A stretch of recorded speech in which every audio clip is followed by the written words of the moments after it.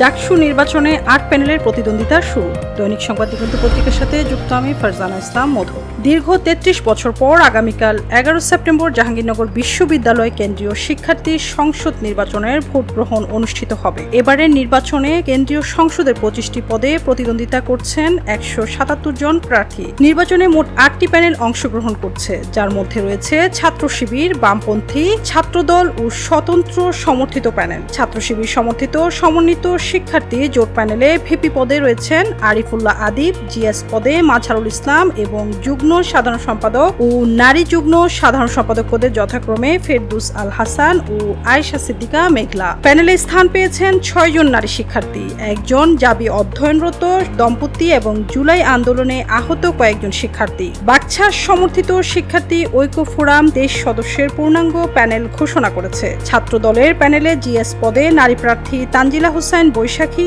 এবং ভিপি পদে মীর মোশাররফ হোসেন প্রতিদ্বন্দ্বিতা করছেন। বামপন্থীরা ৩টি প্যানেল ঘোষণা করেছে, একটি পূর্ণাঙ্গ ও ২টি আংশিক। এছাড়া স্বতন্ত্র প্রার্থীদের ২টি প্যানেল অংশগ্রহণ করেছে। মোট ভোটার ১১,৮৯৭ জন, যেখানে ছাত্র ৬,১১৫ জন ও ছাত্রী ৫,৭২৮ জন। ভোটাধিকারীরা নিজ নিজ হলেই ভোট দেবেন। মোট ২১টি ভোট কেন্দ্র এবং ২২৪টি বুথ স্থাপন করা হয়েছে।